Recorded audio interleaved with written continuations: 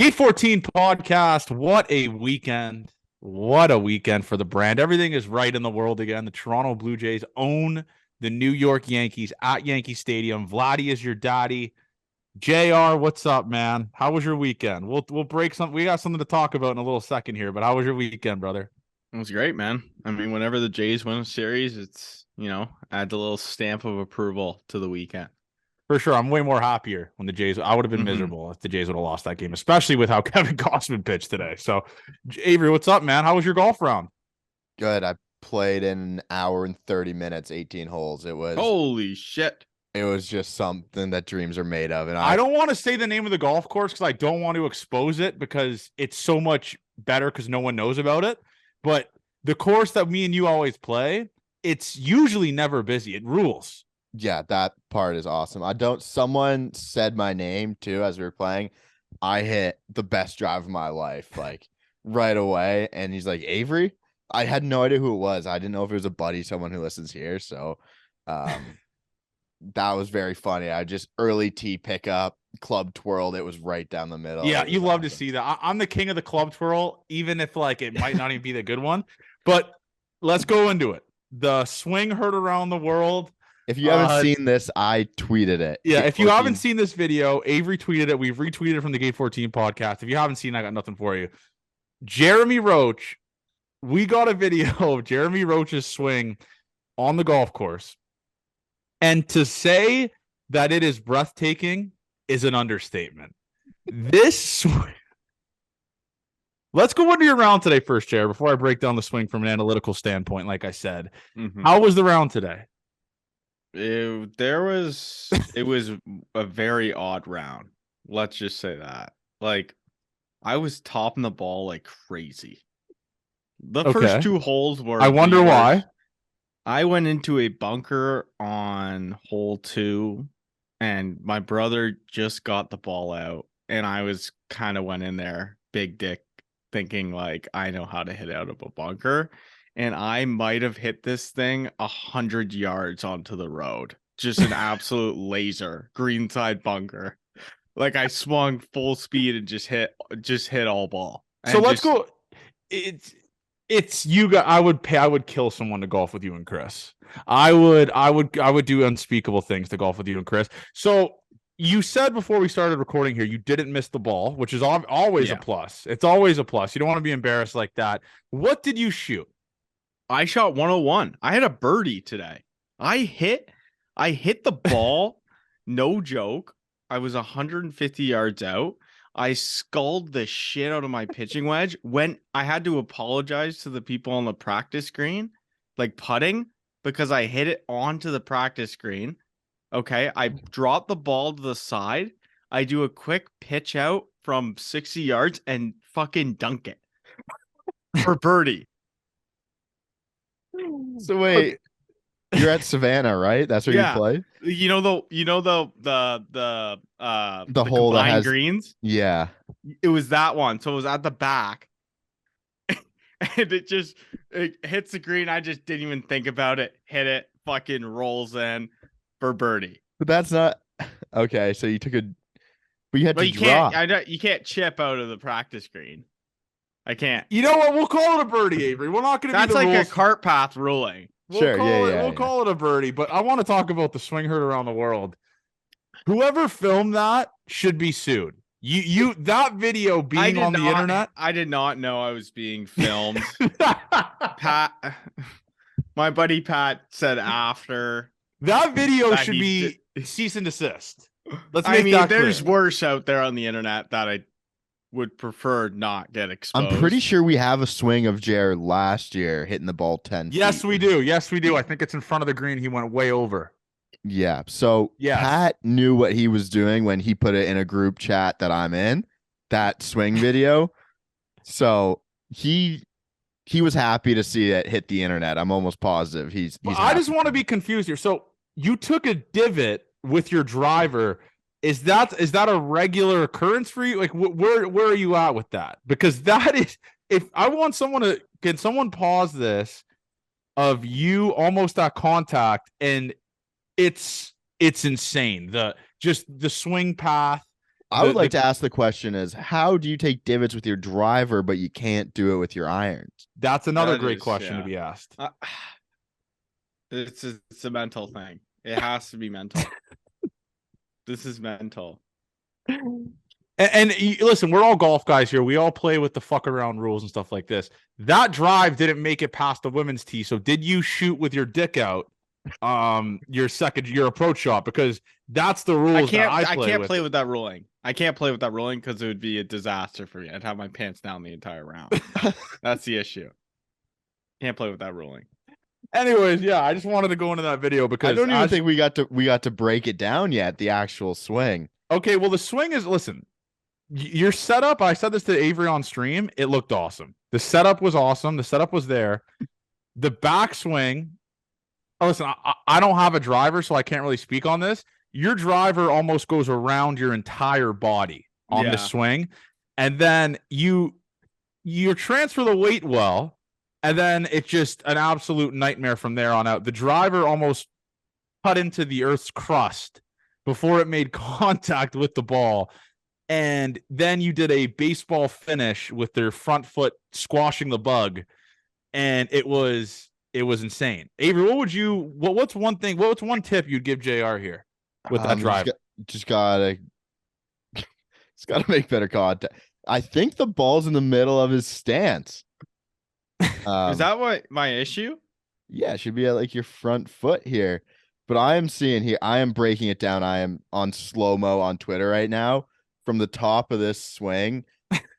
As soon as you get to the top and you start your downswing, it's the most disgusting thing I've ever seen. I would not want to have one of those swing trackers on my swing. Yeah, like your hips and stuff are so far fired forwards. It's unbelievable. Yeah. And as a guy who sold his driver, I can't really break that down. I need to screenshot this.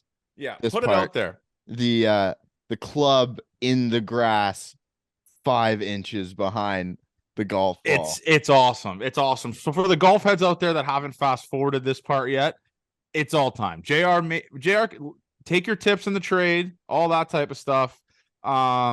We love to see that. So that video is all time. Hopefully my swing never makes it to the internet. I would be very mad if it did, but it probably will sooner than later. And I am not excited for it because the golf heads out there will be body bagging me, just like Yankees Twitter was trying to do with me all weekend. So let's go into some stuff here. One thing that I wanted to discuss was we were made aware of a review on our Apple podcast a couple days ago of someone calling us a misogynist. And I kind of want to break it down. If falling in love at the Corona Lounge makes me a misogynist, makes me a piece of shit, makes me wrong, I never want to be right. I never, ever, ever want to be right. If that makes me wrong, falling in love with the Corona Rooftop Lounge, you could save it. Save being right. I never want to be right. Avery, when you saw that review, did you like backtrack into what did we possibly say that was misogynist? Because I'm not a speaker of misogyny. I don't know really what it means. I know it's just degrading women, I guess it means. Where were you at with that? I didn't know how to react to it. I don't know what we said that was misogynistic besides the Corona Lounge. Yeah, I looked up the real definition of it after. I was like, I don't know, like what, you wanted to fall in love? I think we said that there was great looking people there. So I don't know, man. I had to bring it up because it was I couldn't believe my eyes when I read it. I was like, if anything, we're just fucking pieces of shit. Like we're just pieces of shit. I wouldn't go as far as the misogynist part, but yeah, sure. I love women. I thought we respect women well on this. I do respect. We were the first Blue Jays podcast to denounce domestic assault, I believe, 100%. And we made that very clear last year. So this I don't know pro woman podcast as well. I couldn't love women more. I want to make that clear. That's the reason why the Corona Lounge is my thing. If, like I said, if any listener out there has a sister, older sister, cousin that's into baseball or into this type of stuff and wants to get a piece of the Gate 14 podcast with a prenup, hit me up. Let's get something going here. Let's get something going here. Someone slide in my DMs. Let's get it going. Meet me at the Corona Rooftop Lounge this week. But yeah, listen, Johnny loves women. Avery loves women. JR loves women. We're not misogynists. All right. Let's make that clear. Sometimes the people that actually have to say they're not misogynists are misogynists, but The reason why we were called it was That's like because someone saying they're not a criminal when they're just most definitely a criminal. But yeah, no, listen, if falling in love with the Corona Rooftop Lounge is wrong, I never want to be right. I just want to make that very clear. Next thing I want to talk about is the death threats that I got in my personal Twitter DMs this week from Yankee fans. Insane. The fact, and listen, I know it's like a kind of a sign of we're growing. I just find it absolutely absurd that people will go to that length to just say hateful shit via DM from a burner account with off of a baseball game. It's insane. And you guys saw the DMs we got on our Gate 14. It was wild. Someone called me a wife beater. And then they also said they also chirped you saying you probably don't even have a wife at the same time. It was a wild turn of events. It was, listen, we were in the mud this week. It is nuts, man. It's someone said I hadn't seen my dick in weeks last week as well, which was very funny. Yeah, that was JR. This is what JR is so sheltered from the shit that me and Avery get. You get it way worse than I did. It was hilarious. Like I had no. I get it. You guys are in the mud. I get it the worst. I'm not even in the same stratosphere as like I get it insane. Like the TikTok comments are wild. The TikTok. I knew about the TikTok. I in my head when I saw your screenshot, I thought at some point it would move over to Twitter, and it would be about Yankees for sure. No, the best one. Now you're fighting though. It's probably because we're in constant arguments with Hubs, who has a pretty big following. Yeah. Right. So it's gonna. I mean, it's part of the content. I can respect a good chirp. People are fucked though. I'm a chirper and I can respect a good chirp. Mm-hmm. The best one was from Al's brother's farmer. Pipe down, you dorky, googly-eyed fuck. Stop being an ignorant piece of shit. That's the one you come at me with, and I got nothing for you. Yeah. I just tip my cap and say thank you. That's that. And lastly, going into the Twitter mud conversation, I am over 24 hours sober of arguing with the man who tweets like a 14-year-old, and it is the most refreshing thing in my life. I had a couple people baiting me, like quoting me. I have to agree with BJD. I have to agree with BJD, Johnny. Like, you want to comment on this? Nope. I'm stepping away. I'm gonna do a verbal thing. Blue Jays dad might be right about the rotation. Like I said, I'm out of the Blue Jays dad business. I will not acknowledge if he is right or wrong. I can't comment on it. I've made it very clear I won't be commenting on it, so I don't have a stance with it. But let's go into the games, boys. Let's go into the fucking games. And speaking about the games, I got to give my flowers when giving my flowers is due. Joe Siddle and Dan Schulman in the booth fucking rule. Those dudes together are prime Jordan and Pippen in the booth. It was a pleasure. Usually I'll have the volume off, but I just saw a million tweets at us like, wow, Dan and Joe are just killing in the booth. I left it on for the live stream. It was awesome. They killed it. They did a great job.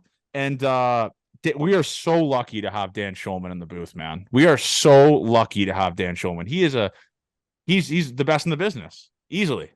He is so good. Again, I don't watch the games. I don't listen to the games when we're on stream, so you guys can't hear like feedback for it. So I watched every single game without volume again. So I have no idea if they were great. Yeah. That's terrible. It's fine to watch that way because I have Johnny to talk to. Like I have noise. I'm not sitting in silence, but yeah, that's a good point. So I cannot comment. I have been one to say I don't like Buck anymore right now. I think his time has passed. So I won't comment on it because I didn't hear them. I saw some funny quotes from Joe on Twitter though. Just some sexual innuendos that he knew what he was doing. He knew what he was doing. Joe is a hound dog. He gets it in.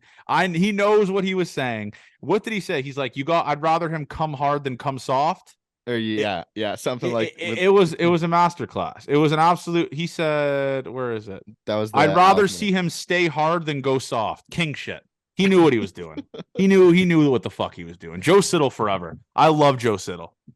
I think for me it was always just been Buck getting to me and not explaining the game, like kind of dumbing it down, which I think he does a good job for the uneducated fan of teaching them about the game, and that's just not really something I need anymore from Buck. For sure. Yeah. No, that makes sense. So let's go into the games here. where were you when Yusei Kikuchi saved the season again?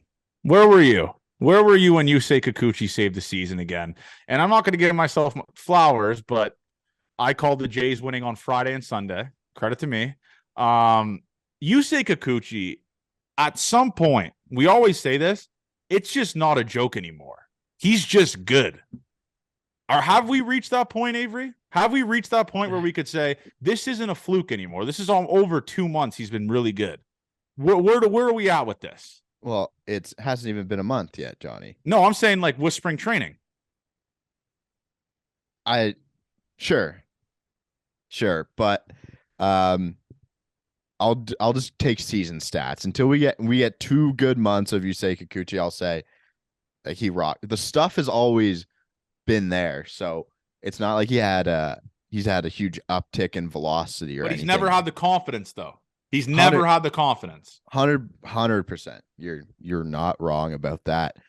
I just think he's pitching fantastic. And as your 5th guy, I know Twitter's a small part of real world stuff, but then people trying to nitpick what he's done to say it'll go badly. Sure, he's going to have some shitty starts down the line here. But if you get 10 shitty starts, maybe that's a little too many. Whoa. But he's going to make 30. 10 shitty ones out of 30 starts, then it's like as your 5 guy, you're almost okay with that, right? Compared to some of the other ones where it was always hit and miss. We're getting Yusei Kikuchi pretty deep into 2 starts in a row here now. The Rays one's fantastic. He's beat 2 of the best teams in baseball his last 2 outings. What more could you ask for from Yusei Kikuchi? So for me, it's kind of an A+ start to his season.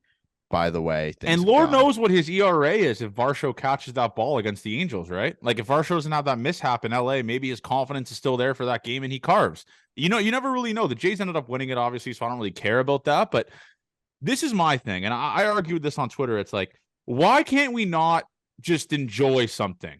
Why do we always have to have, Yusei Kikuchi's being good, I like his results, but he's going to be shit in a couple of weeks? But it's going to catch up to it. Like, why can't we just enjoy that's what Toronto sports fandom is they always try to prepare themselves for heartbreak, or they just always try to be negative when we have something good going here. We have our 5th starter who was absolutely rat piss last year. Terrible. And he's pitching good. And I have to read tweets of guys already just saying, this is going to be terrible. Move him to the bullpen. The move him to the bullpen tweet was fucking wild, Avery. Like he is 5 innings in, 1 earned run, and we have guys begging for him to go to the bullpen? What are we doing? Why can't we just enjoy a 5th starter being good? That's my thing, Abe. That's my thing with that. That's what aggravated me this week, was just preying on someone's downfall, essentially. That's what that was. Yeah, for sure. It's trying to think like their GMs and look into the stats, where the stats sometimes are quite literally right in front of your face in the game you're watching. He's pitching well. Who kind of cares? So it was awesome to see Yusei Kikuchi again in Central Park before the start. I'm pretty sure because that happened last year, he was at Central Park before start, and I'm not totally 100% sure, but I think he sucked probably the next start. And then this one was just awesome, seeing him in Central Park on the off day again. He just looks so happy, and he cares, man. Yusei cares. Yusei cares so and this much. team is 4-0, right? 4-0 when he starts. 4-0 and Yusei Kikuchi starts. Seems like they care about playing for the guy. It's all time. I don't know what to say besides the fact that it's awesome to watch, because cocky Yusei Kikuchi doing that little strike strut after throwing 96 on the black against Aaron Judge is awesome. JR, I mean, you got to see that game on Friday. Me and Avery I was fucked up on Friday. Holy shit. JR, what was your thoughts on our king, Yusei Kikuchi, man? I mean, he looks good, man. He's been a rock for something we kind of need. So you love to see it. I think it's a little too early, obviously, but definitely promising. Holy fuck. It's a big fuck you from Yusei to the haters. That's for sure. Oh, for sure. And there are tons. Did you guys he was getting ripped apart last year? Deservedly so. Yeah, deservedly so. Yes. Yes. But then we had talked about this. It gets back to maybe it's a meme of we wanted him to do well in the offseason, but we're trying to will a fan base behind Yusei Kikuchi, and it seems to have worked. And I love watching him go out there and pitch now. It's when he sucks, obviously, like every pitcher. But when he is good, is there a more fun guy to watch on the mound be good? Because it's from the left-handed side, and I don't know what it is, but when he is fired up, it's just different. Like it's like a different celebration that you can't get from like when he just does this little like fist pump like right beside his chest, and it's just like him saying, I'm a dog. I know I'm a dog, and I am carving the New York Yankees right now. And obviously, I'm not going to ask for him to go 6 scoreless or 6 innings of 1-run work against the Yankees every single time he pitches against them. But it's cool to see because Lord knows what we didn't even have a 5 guy last year.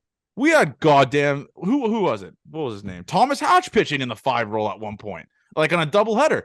It's awesome that the Jays actually have trust in a guy, and the team clearly likes playing behind him. They produce runs for him. They're 4-0 when he's pitching. So I enjoy it as a Yusei truther, as a Yusei guy. I think we were the first people to hop on the Yusei bandwagon. Are we the first to say this? We've been talking about this guy since the offseason with Yusei cares and all that type of stuff. So it's just another common Gate 14 W. I'm all in on the Yusei train. I can't wait for him to pitch. If it goes off the tracks, I'll be heartbroken. But this thing just But we'll always have his first 4 starts, though. It's like when you break up with your girlfriend, but you're like, man, did we have a good run those 2 years? If Yusei Kikuchi pitches like shit, we'll be like, man, those 4 starts were awesome. Yeah. Well, I think we just break it down into 2 starts, like Rays and Yankees back-to-back masterclasses. Yeah, like he handed the Rays and Yankees their first series losses, essentially. That's what he did. And you got to be it was an awesome game. That Friday game ruled, man. I mean, is there anything better? And I put this on the TikTok than Vladdy getting booed at Yankee Stadium and saying he will never play for the Yankees, and then putting his balls on the table and hitting a home run the next inning after he said that. Like on Friday, he said before the game, I will never play for the Yankees. He said that on Friday. And what does he do in the first inning of the game against the New York Yankees? He launches a baseball into fucking orbit. 2-run nuke to give Yusei the lead. Why isn't Vladdy a Blue Jay for life? What are we waiting for now? He's shown every single aspect of his game off, Gold Glover, Silver Slug, everything. What are they waiting for now? Just give him a blank check. Seriously. He wants to be here forever. We're at the same loss for words as to why he hasn't been extended at some point too. And now he's doing the little money symbols at home plate after he hits the home run. I kind of like it, man. Sassy Vladdy, as our good friend Alejandro Kirkby, or Zesty Vladdy, he would say. Yeah, I mean, fuck, man. He is so awesome. And him just hating the Yankees as much as all of us makes him so much better as well. And the hate that they have for Vladdy is awesome. It is. It's like they can't say anything. It's not like because when we talk shit about Aaron Judge, obviously he did nothing this weekend, nothing against the Blue Jays. The Yankee fans talk shit about Vladdy, and it backfires into oblivion. He hit 2 home runs, had a double, he raked. It's awesome. That's what he does. That's why I love Vladdy, man. He seems to show up in the big moments too. Vladdy does, and maybe he created this moment himself, but. If you have to do that to get up into some big game, some big series, I'm fine with that. They hate Vladimir Guerrero Jr. Insane. It is awesome to see him kind of become the villain to the Yankees fans. It's because the 2 people they hate the most, Vladimir Guerrero Jr. and Alek Manoah, because all they do is call them fat, just absolutely dunked on them this weekend, both of them. Alek Manoah's didn't lead to a win, sadly, but Alek Manoah shutout innings the whole time he pitched. Yeah. Alek Manoah pitched great. I guess we'll go into this. I'll do one more thing about did you guys like the Apple TV this year? No. They were talking about the MLS the entire fucking time. What a waste of money, man. Terrible. Makes me sick. And by the way, I have a question. Maybe the listeners can answer this in the comment section. Why do the Jays never get Sunday Night Baseball? Is it because of because ESPN is with TSN, so it's like a competitor? Like, where are they at with that? Because they're not. Yeah, ESPN and TSN are like brother sister companies. Oh, I was like, why would they compete if they're Yeah, brother companies? that'd be confusing. I don't. There's because got to one be was has the something. Jays ever had a Sunday night game No, baseball game in your memory at the Rogers Center? I no, don't remember not the Rogers. I because think it's Rogers has exclusive, right? So they wouldn't allow that to ESPN, which is with TSN, right? Because the Mhm. game would be on TSN. oh, I don't know if that makes sense. No. It wouldn't be. Because it's the same I thing don't as know. It'd be. Apple TV. I'm sure the Jays would love to. I think it has something to do with us being Canadian and ratings in America. Yeah, they But this is like probably. one of the most fun teams in baseball, though, right? Like, But even the 2015, 2016 teams, I don't remember them being on Sunday Night Baseball ever. yeah, Could the Jays play in a Sunday night though away? I don't remember I don't when. remember them doing that either, man. That's That what I'm would be saying. interesting. Maybe the listeners, I know Chris Black and them listen to this. Maybe they can DM us and answer this or this other guys and stuff. But I would love to know why the Jays haven't been on Sunday Night Baseball, because that would be awesome. It'd be cool to just see the whole, just be like the primetime game that everyone gets to watch and stuff like that. So I don't know. We'll see. Maybe someone can answer that for us. But yeah, I mean, dude, Vladdy's awesome. Trevor Richards was kind of good on Friday too. One scoreless. I think he just only threw like 8 pitches too. It was insane. But the bullpen looked awesome. Eric Swanson obviously comes in after not pitching for 7 days. Thank you, John Schneider, you bozo. And he just carves like he always does. And that's what he does. So let's go into Saturday's game. Garrett Cole versus Alek Manoah. Hypothetically speaking, as a baseball watcher, Garrett Cole rules. I'm going to say it. I hate him. I hate his guts. I hate him so much. I wish nothing but horrible things happen to him on the baseball field.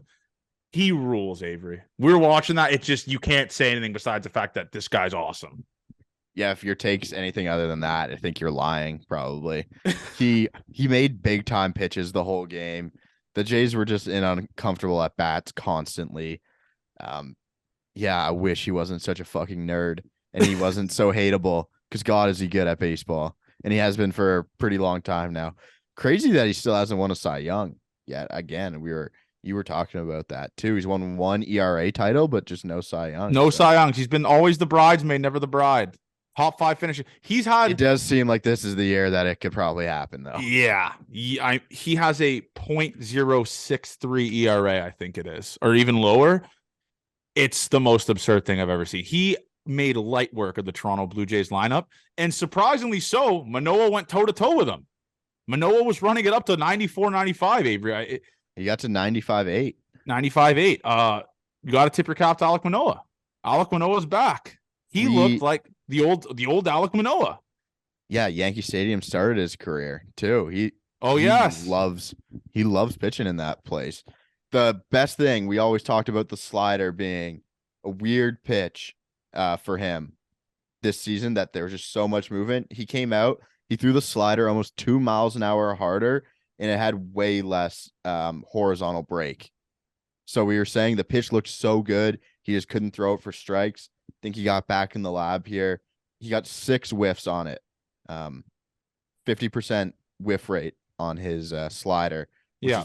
Had to have been the best so far of the season. So pitch that had been big for him the year before. He kind of refined here in a bullpen, and man, did he look good too. And just change up. He threw 14 of them as well. So it was awesome to see Alek Manoah get out there and compete, as we know he can. Because he hates the Yankees too, and he hates Garrett Cole more than anyone on planet Earth. So him going toe-to-toe with a guy he talks shit to and actually outlasted him in the game too. I mean, he went further in the game than he did. So Joey from the Bronx was in the mud when he can make a fat joke about Manoah and Vladdy this weekend when they both showed up after talking shit. So all-time performance. I mean, then we got to go to the bad of that game. So Jay's offense doesn't produce anything until the 9th inning. Jordan Romano comes in the 8th. Or no, Jimmy Garcia comes in the 8th. Are you concerned about Jimmy Garcia? His ERA is 7.90. Avery, where are you at with Jimmy? I know it's early. Listen, I know it's early. Yeah, I know it's early, but this is a lot of appearances he's had now where he's gotten hit around. So it was just 2 hits for Jimmy, right? It was the one down the middle to Oswald Peraza. I think he threw a cutter down the middle. That was middle, horrible pitch. And then Volpe hit what I thought was out of the zone pitch out for a home run to the short porch. So in Garcia, but this is what I'm saying about being concerned about him. So in Jimmy Garcia's last 4 innings pitched, he's given up 6 runs and 3 home runs.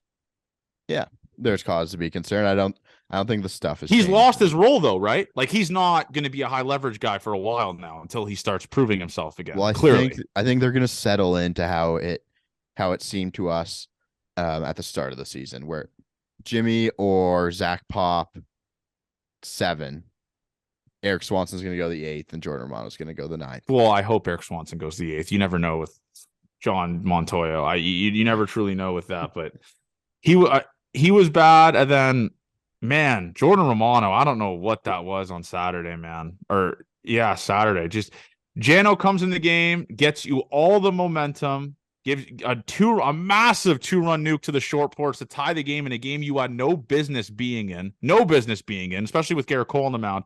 2-run nuke. Calvin Biggio puts down one of the worst bunts my 4 eyes have ever fucking seen to ruin the momentum. And then Jordan Romano doesn't even record an out. Where are you at with Jordan Romano? I'm not going to be a hot take guy. I want Eric Swanson to be the closer right now.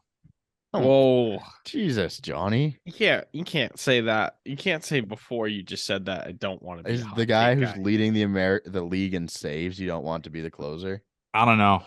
I may be an idiot. Just all the numbers are flashing in my dumb little brain. So he gave up a double to Rizzo, which Witt, albeit would have had to been an outstanding play, could have made the play, I think. And then he gets a ground ball in the 5-6 hole that Chapman hits off his wrist, and they can't make a play on it. So there's 2 right away. Then you try and get him to walk someone or get whoever they were facing to get themselves out type thing. And then DJ hits the ball through the 5-6 hole. Maybe that was a dumb take by me. But I am just have the blinders on for Eric Swanson. This dude has a 1.74 ERA and a 0.87 whip. He is awesome. And he just doesn't get any chances. I know he's pitched a lot of innings. He pitched 1 game in the last week or 2 games in the last week. I want you to do this little exercise, Johnny. This isn't something I like to do often, but I want you to check Jordan Romano's Baseball Savant page and then tell me. Okay. No, it was a dumb take. It was a dumb take. But the thing is, tell me you think he shouldn't be the closer. Okay. But what you're not going to get with other shows is shows immediately saying off the bat they fucked up. I might have fucked up. Okay. It was a dumb take. It was an idiot take. I love Eric Swan. Oh my God, that Baseball Savant page. It is just all red. All right, take it back. Disavow. If you didn't already turn off your radio, I screwed up. All right. Jordan Romano's my closer still. But this is my dumb brain again, Avery. Let's say Jordan Romano does lose the closer role. What happens with the entrance? Like when he enters a game in the 8th or 7th now, are they still doing the tsunami thing? Or where are they at with that? I don't think you can do it. I think whatever. You have to do the entrance, but it's got to be a different guy. And he's got to play the role. You know, it's just a Blue Jays closer entrance. But like Eric Swanson's walk-in song is so ass. I don't even remember what it was. It's like a weird little like country rock. It's terrible. What do you do with this? Like Eric Swanson, does he have a massive We don't want to have to think about this one. I'm just saying. I'm just asking the appropriate questions. I don't know where he's at with that. The moral of the story is Eric Swanson rules. Can we just establish that he rules? Yeah, he's awesome. Pitch. I've enjoyed it. Did Zach Pop even pitch in this series? Yes. Friday night he pitched. But yeah, so let's go into the Sunday game. Kevin goddamn Gausman. 7 innings, 11 punchies, no earned runs, and 3 hits against the big bad New York Yankees. Are you shitting me? Are you shitting me, Kevin Gausman? That might have been his best appearance as a Toronto Blue Jay. I'm gonna say it. That was his best appearance, Toronto Blue Jay. Only 2 Blue Jays have had over 10 strikeout games at Yankee Stadium. Guess the other guy, Avery. Roger Clemens. All right, you already saw that fucking graphic, you piece of shit. All right, Roger Clemens and Kevin Gausman. That's it. That's the list. Kevin Gausman. Do you see what Kevin Gausman said about the outing today too? Pretty much just shit on himself. Like just said he didn't have didn't feel good at all. Yeah, he's the people to quote who didn't get it. I don't have the quote on me here, which is really bad. He said something. He said something along the lines of, "I didn't have it today. He was trying to reach back for more, and it He said, wasn't there. And I he got said it. it So was shout out Keegan Matheson for it. It was a grind internally. It just didn't feel like I could rear back when I needed to. And I wasn't necessarily hitting my spots, but I was getting guys out. Sometimes that happens. Just the most downplayed. You just shut out the Yankees and threw seven scoreless, 11 punchies. And you pretty much just said to the Yankees, you know what's even more funny about this appearance? I didn't even have my good shit. That's what he just said to them. Yeah, he still got it up to 96-1 as well. He threw 103 pitches for someone who didn't feel that great. It's hilarious, man. You know what he's doing is he's leaving us like wanting more, like, oh shit. What is he like when he feels good? Now, what is it like when he can rear back and let it eat? Now I'm excited for that. One bad inning away from being the front runner for Cy Young with Garrett Cole. He's leading the league in strikeouts. Kevin Gausman. Take that, Cole. Take that, Garrett. But it's such a joy to watch Kevin Gausman pitch for the Toronto Blue Jays. And I would do that. I would double that contract that the Jays gave him. I don't care. He is unbelievable. What a signing. The splitter is unhittable. Even Hubs DM'd us and said, Kevin Gausman is unreal. And I was like, his splitter's fucked. That's all I responded. It's insane. So is this the most fun pitcher you've had? Like, is this the pitcher that you've had the most fun watching for the Blue Jays since Marco Estrada? Because for me, it really is. Like, I usually don't care about watching pitchers, JR. Mm-hmm. But Kevin Gausman, I actually look forward to watching him pitch, besides Yusei, obviously. But Kevin Gausman, I look forward to it. It's something I've never been able to do since like Marco Estrada type. Yeah, he's been so dominant. Like, it's great. I mean, it's actually scary to think how good this rotation can be when, like, the fact that Yusei's been this good. Who is a fifth starter pitching as good as Yusei Kikuchi right now? Like, it's pretty crazy. Like, and then, I mean, Manoah obviously had a phenomenal start. So, I mean, this rotation could be shaping up to be really good, to be a beast. And if I was a man of integrity, I would say maybe I was certainly wrong at going at someone for saying this rotation is good, but I won't say it because I'm a sober man from the mud with that guy. I would say he's kind of on the trail of being a little bit right. I would say that, but I'm not going to. So, yeah, it was awesome, man. And we got the only other person I could think of who I enjoy watching that much was Roy Halladay too, but they pitch in such different ways. Doc was so much more surgical. Kevin Gausman, it's, hey, you're going to get a fastball that's going to be in the strike zone, or you're going to have a splitter that's down on top of the plate. And the hitters know that's coming, and they can't do anything about it. They can't do anything about it. Yeah, that is exactly right. And he rules. And Doc was surgical when he pitched, man. It was cutters and two seamers in and out, up and down, doing whatever he can to make you get yourself out. But I love watching Kevin Gausman pitch, man. And he is just so high. All like when he pitches in states where weed is legal, he is, because let's be real here. We know a couple big leaguers and stuff like that. He's getting high before the game. Let's just make that as clear. He is like not exactly before the game, but the morning of, he's smoking a spliff. If he is playing at 1:35, he'll have like an 8 a.m. spliff. Or if he's playing at 7, he'll hit a pen just to kind of relax himself a little bit before, because it's legal. It's legal in Major League Baseball. They can't test for it. So it's awesome. He is getting high, though. I will say that again. I'm going to reiterate that. He is 100 million% smoking weed before his starts. That is as clear as possible. Yeah, it's part of his pregame routine, and he's found a pretty solid one so far. What is it? As soon as you get on the 40-man, they no longer test you for like recreational drugs. Yes.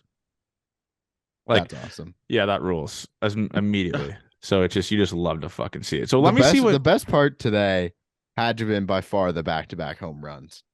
Oh my God. Dalton Varsho launching to the second deck after he was 2 for his last 25, and we were kind of going at him too. Hand up, I went at him.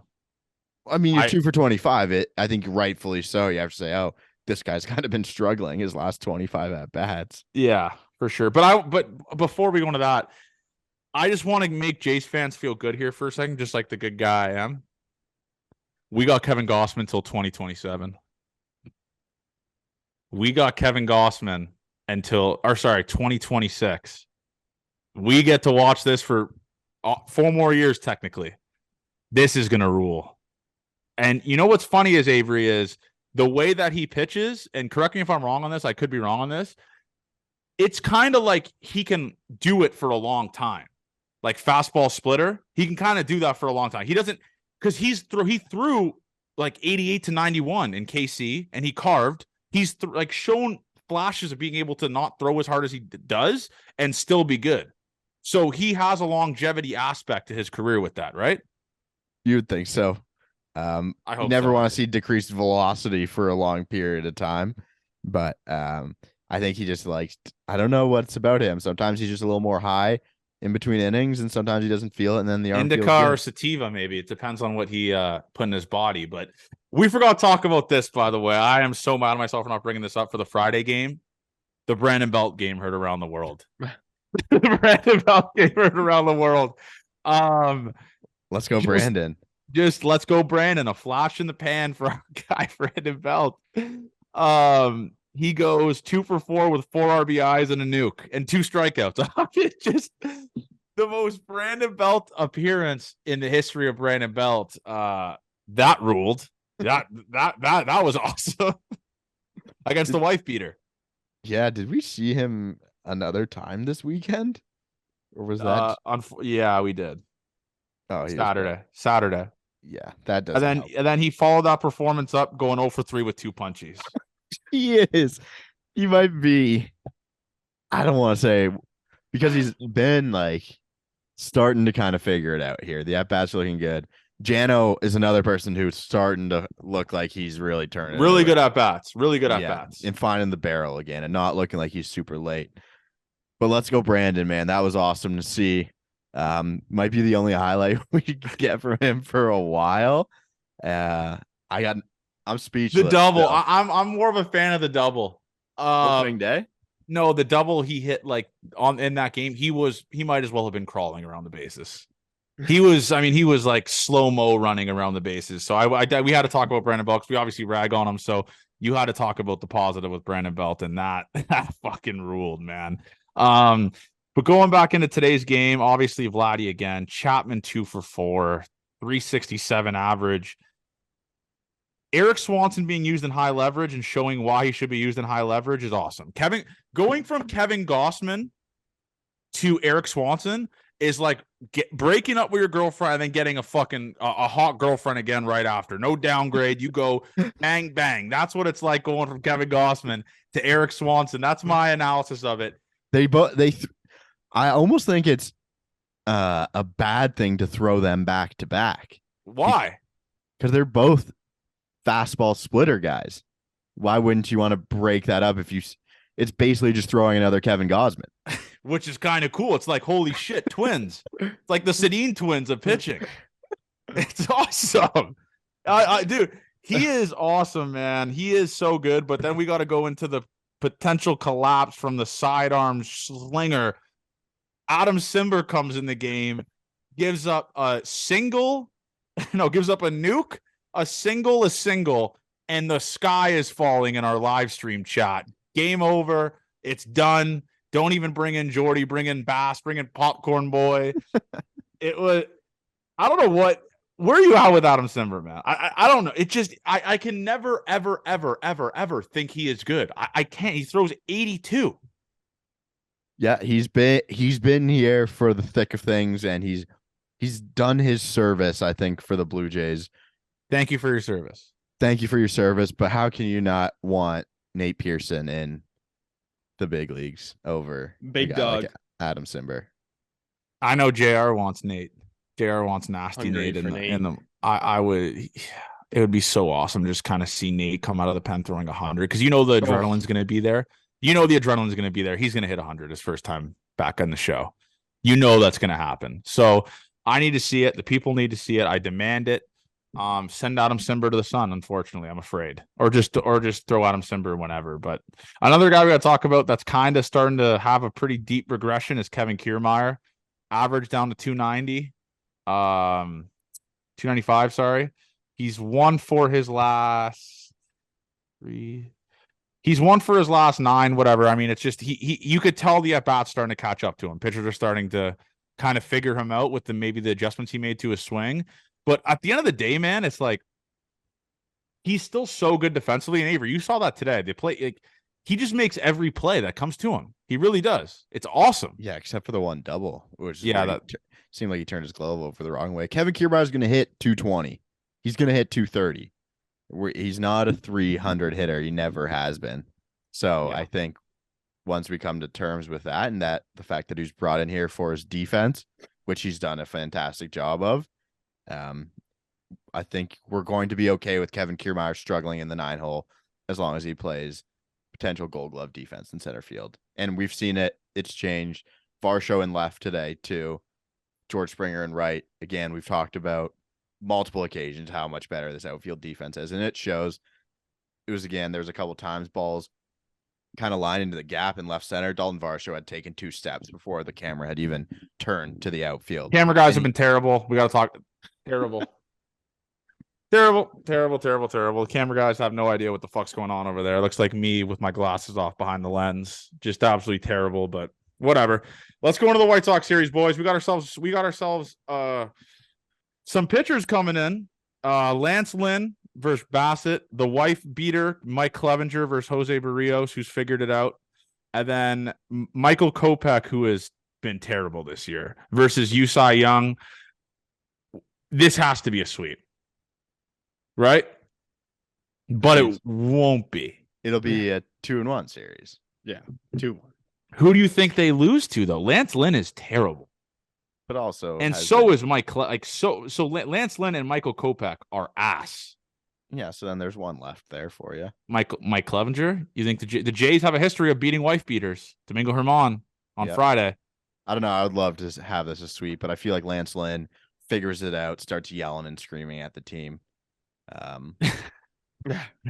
But the White Sox are struggling. Like, you need to step on the throats of the teams that are struggling and take advantage of them. The White Sox, again, they always have big expectations. They fucking suck.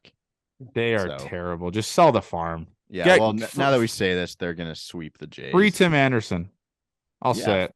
Tim Anderson would look great at second base on this team. Oh, my God. Imagine Tim Anderson and Bo up the middle. Actually, he's probably a way better defender. Not that. Okay, Bo to second, Tim to short. I'd come. I would legit come.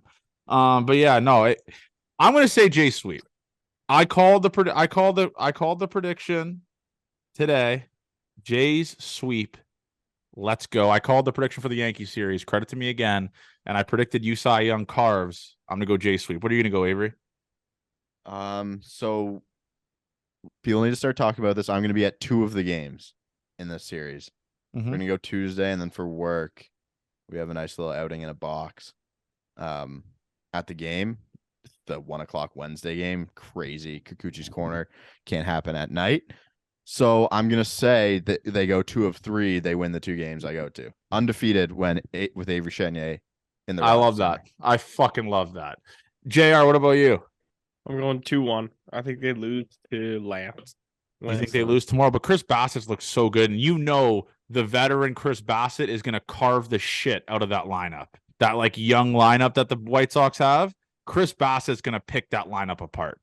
Yeah, you know it's a that good matchup, and if I'm not mistaken, the White Sox have a heavy righty lineup. Or am I crazy? I'm not. I don't know. In my head, you're talking to the biggest idiot that can figure. But yeah, I think 2-1. I think it's just one of those series where you hope that they sweep, but the Jays haven't proved that. Yeah, for sure. I'm gonna say sweep, but. Before we end the podcast, let's go. We're not going to do winners anymore. I don't really care about saying the winners of this week because we pumped their tires enough. Who is your loser of this weekend, Avery? Italy. That's fucked up because I'm Italian. Why?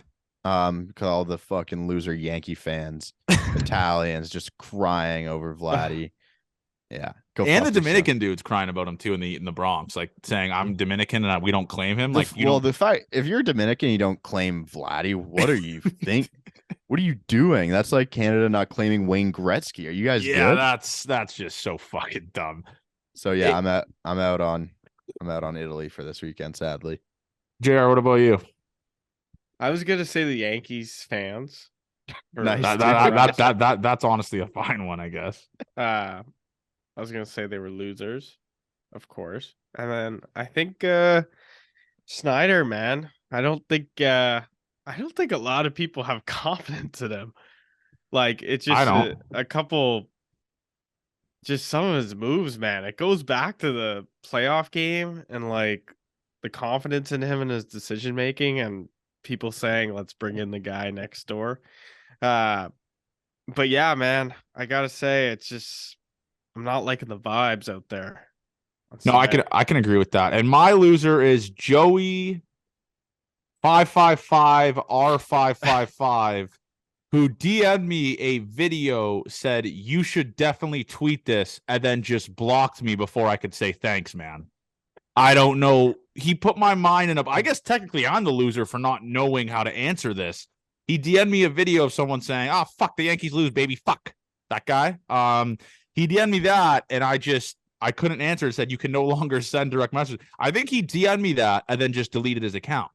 So maybe it was like a Yankee fan, like, listen, you want to get us? You got us right here. Here's the free one. So that's my loser is Joey 555 R555. That's my loser of the week.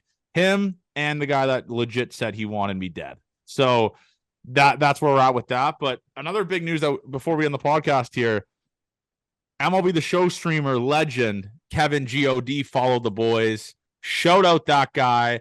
Massive streamer. If you don't know who he is, just do a quick search. The guy's fucking huge in that space. Maybe Avery can speak on it. Who is Kevin God for the listeners that don't know? Just a legend in the MLB The Show space. Of pretty sure he's from out east. Hilarious guy. Loves the Blue Jays. So if he makes an appearance on this podcast, I think I'm going to try to get him to fill in for you guys when you guys are in Mexico. See if we could do something awesome with him. He is That'd very be great. funny too. I kind of been following his stuff for a long time because I love the show. I think since I was like 12th grade, I've been watching Kevin videos. Kind of It's stop. cool. Now, but It's a cool moment for us, to be honest, man. That's when we're kind of like, all right, we're starting to at least catch waves in like the creator space. It's cool to get a follow from a guy like that who's been like doing it for so long, right? It's kind of like a pat on the shoulder from him. So credit to Kevin God. But before we end this podcast, man, me and Avery will be there Tuesday. I don't know. JR will be. We'll see. We'll maybe make the announcement. But legend of the game, Joey Chestnut will be in attendance. So I need a picture with Joey Chestnut. Like, I want to be sucking one end of a wiener, and I want him to be on the other end. Someone clip that. That's wild. But yeah, I guess he's a legend, man. Like Lady in the Tramp style picture, me and Joey Chestnut on a Schneider's dog. For sure, that would do fucking. I numbers. think so. What was his record? Because I think I should do a hot dog competition while we're there on Tuesday. Like see how many you could have loony dogs. Yep. You gotta have his record is I'm pretty sure. I think Avery. I think your goal for Tuesday should be 18 loony dogs. Okay. You have to have 63 hot dogs.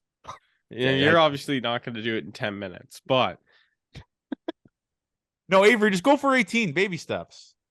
We'll update the people. But anyways, yeah, love you guys, man. The support was awesome this weekend with the live streams and just the interactions on Twitter as always. So love you guys. We finally figured out donations. Yeah, thanks to everyone that donated, obviously.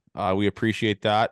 And what we're going to do is now, if you can show proof that you donated to us at a Jays game, we will buy you a beer. It'll be on us, technically on you, actually. Kind of giving it back to you. But love you guys. Gate 14 forever, man. And let's go to the moon. Why not? We'll talk to you guys before the Mariners come to town on Thursday. Gate 14 forever. Love you.